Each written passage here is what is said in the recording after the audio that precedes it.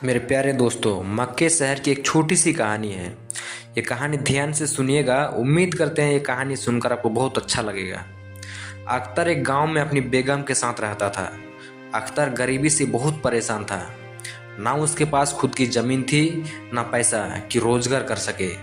दिन भर मजदूरी करके जो थोड़े बहुत 20-30 रुपये मिलते, वह 2 वक्त की रोटी के लिए ही निकल पाते। अख्तर की पत्नी अल्लाह पर बहुत विश्वास करती थी। वह रोजाना अपनी 5 वक्त की नमाज पढ़ा करती थी। एक दिन जब वह नमाज पढ़कर खड़ी होती है, तब अख्तर बोलता है, अरे गुलशन, तुम्हारी खुदा को मानने और 5 टाइम की नमाज पढ़ने का कोई फायदा नहीं है। या अल्लाह भी बड़ा कठोर दिल वाला है, कोमल हृदय की आवाज़ नहीं सुनेगा। मत किया कर इतना अल्लाह की इबादत। आज तक अल्लाह ने तेरी सुनी है, जो अब सुनेगा। वही गरीबी के दिन काट रहे हैं और इतने सालों से औलाद का सुख भी नहीं मिला है। वह एक अलग दुख है हमारे भाग्य में। गुलशन, मुझे विश्वास है अल्लाह हमारी ज़रूर सुनेंगे। मुझे अपनी इबादत और अल्लाह पर पूरा भरोसा है। अल्लाह एक दिन हमारी ज़रूर सुनेंगे। हमारे सारे दुखों को एक दिन ज़रूर दूर करेंगे। अल्लाह के घर देर हो सकती है, अंधेर नहीं। अख्तर, चल देखता हूँ तेरा अल्लाह तेरे दिन रात नमाज पढ़ने और इबादत करने का कितना फल देते हैं। अभी मैं काम पर जा रहा हूँ, देखता हूँ कहीं मजदूरी का काम मिल जाए। गुलशन को अपने अल्लाह पर पूरा भरोसा था, पर अख्तर का अल्लाह पर बिल्कुल भी विश्वास नहीं कर पाता था। उसे लगता था कि गरीबी और निसंताता दोनों ही दुख अल्लाह ने उसके भाग में लिखे हैं। एक दिन गुलशन ने बोला, सुनो जी, घर में कुछ भी खाने का नहीं रखा है, मैं क्या बनाऊं? अख्तर, मैं भी क्या करूं गुलशन, आज मैं भी साहब के पास गया था, लेकिन इस वक्त किसी के पास काम देने के लिए नहीं है। गुलशन, खुदा पर भरोसा रखो, वह जरूर हमें इस मुसीबत से निकालेंगे। या थोड़े से चावल रखे थे, पानी में उबले हैं, खा लो, दिल छोटा मत करो, कोई ना कोई काम मिल ही जाएगा। हो सकता है कल सुबह कोई काम मिल जाए।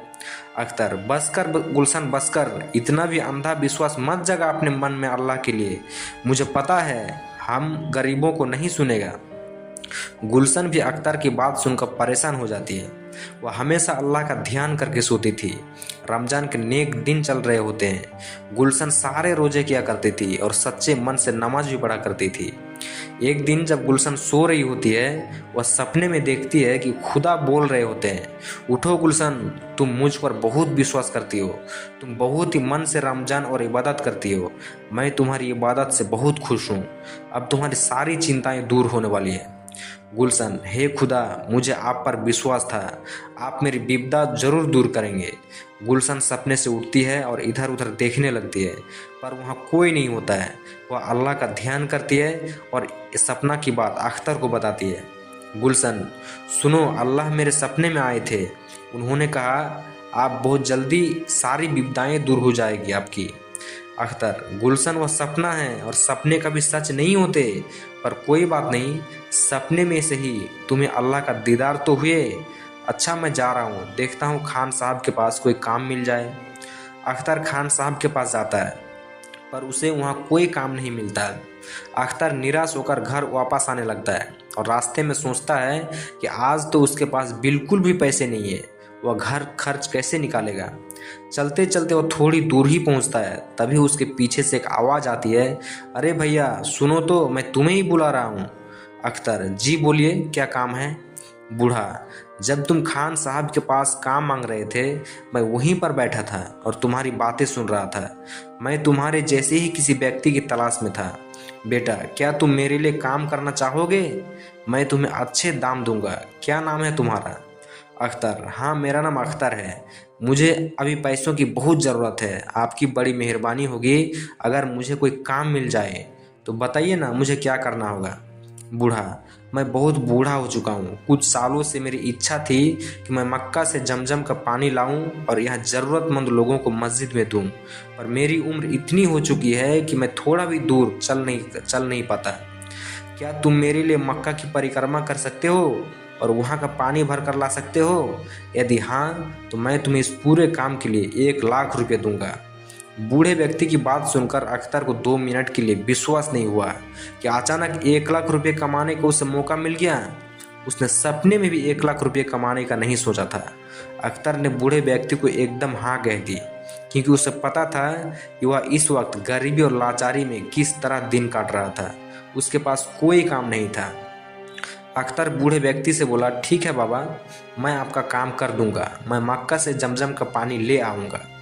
बाबा, ठीक है, तुम कल सुबह ही मक्का के लिए निकल जाओ, फिर जब तुम वापस आओगे तो मैं तुम्हें पूरी रकम दे दूंगा। यह सब पैसे रखो, रास्ते में तुम्हारे काम आएंगे। बूढ़े व्यक्ति को मक्का से जमजम का पानी लाने के लिए हाँ बोलकर अख्तर घर आ जाता है और गुलशन को बताता है।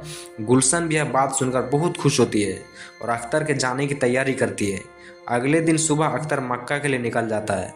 वह तो सिर्फ इसी इच्छा से पानी लेने जा रहा था, जैसे ही वह जमजम का पानी ले आएगा उसे उसका रकम मिल जाएगी, जिससे उसकी गरीबी दूर होगी।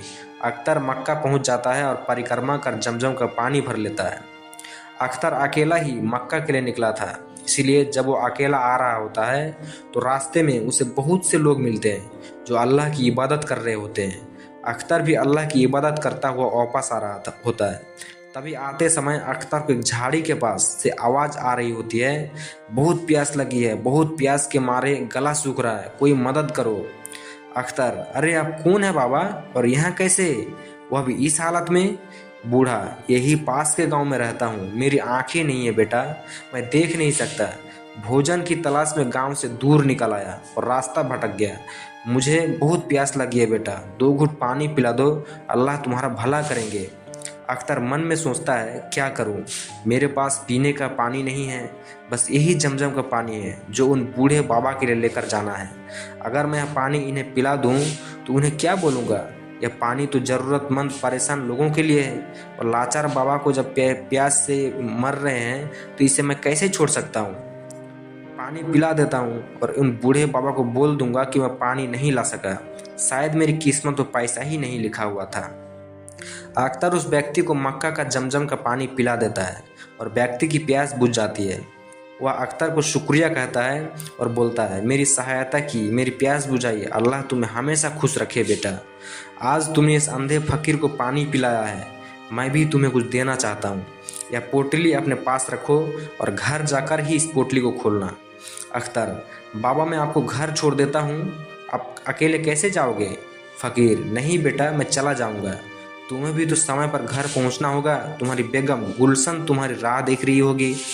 अख्तर अपने घर की तरफ चल पड़ता है। रास्ते भर अख्तर यही सोचता है, वह बूढ़े बाबा को क्या जवाब देगा। रमजान का भी आखिरी दिन है, दोबारा पानी लेने नहीं भी जा सकता है, वह ईद पर नहीं पहुंच पाएगा। वह मायूस अवस्था में गांव पहुंचता है और खान साहब के पास जाता है और पूछता है, खान साहब, जब मैं उस दिन आपसे काम मांगने आया था तो यहाँ एक बूढ़े बाबा बैठे थे, क्या आपने उन्हें कहीं देखा है? खान साहब बोलते हैं, कौन से बूढ़े बाबा, मेरे यहाँ तो मक्खी भी मेरी इजाज़त के बिना नहीं बैठती, तो कोई बूढ़ा बाबा कैसे बैठेगा? मेरी दुकान के पास यहाँ कोई नहीं आया था। अख्तर, उन्होंने तो मुझे कहा था कि वह मुझे यहीं मिलेंगे। अख्तर ने गांव में हर तरफ उस बूढ़े व्यक्ति की खोज की, पर वह बूढ़ा व्यक्ति अख्तर को कहीं भी नहीं मिला। अख्तर निराश होकर घर आ गया। घर जाकर अख्तर ने अपनी पत्नी को सारी घटना बताई।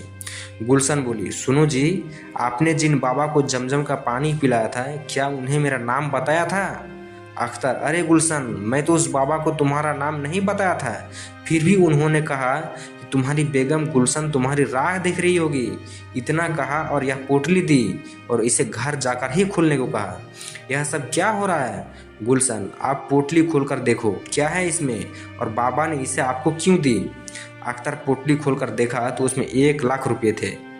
उसने सोचा, इतना तो उस बाबा ने मक्का से जमजम का पानी लाने की रकम बोली थी। आज मैंने उस बाबा को पूरे गांव में ढूंढा पर वह नहीं मिले। गुलशन कहती है, आप अभी भी नहीं समझे, पर मैं पूरी बात समझ गई। यह सब हमारे अल्लाह की मेहरबानी है। आपने भले ही खुदा पर कभी विश्वास नहीं किया, पर आपका दयालु स्वभाव देखकर अल्लाह ने उसका फल दिया है। यह सब उन्हीं का चमत्कार है, वह सारा अल्लाह का ही किया था। आपने ज़रूरतमंद लोगों की सहायता की और अल्लाह ने आपकी परीक्षा ली, जिसमें आप खरे उतरे। हमें अल्लाह का शुक्रिया करना चाहिए, जिन्होंने फरिश्ते के रूप में आकर हमारी गरीबी दूर की। अख्तर, हाँ गुलशन, यह तुम्हारी अल्लाह की ही इबादत करने का फल है। तुमने हमेशा सच्चे मन से उनकी इबादत की, इसीलिए उन्होंने तुम्हें इसका फल दिया है। आज से अल्लाह पर मेरा अटूट विश्वास बन गया है। हे खुदा मुझे माफ़ करना। दोस्तों ये कहानी कैसी लगी? अगर अच्छी लगी तो प्लीज़ चैनल को सब्सक्राइब करें, लाइक करें और शेयर करें।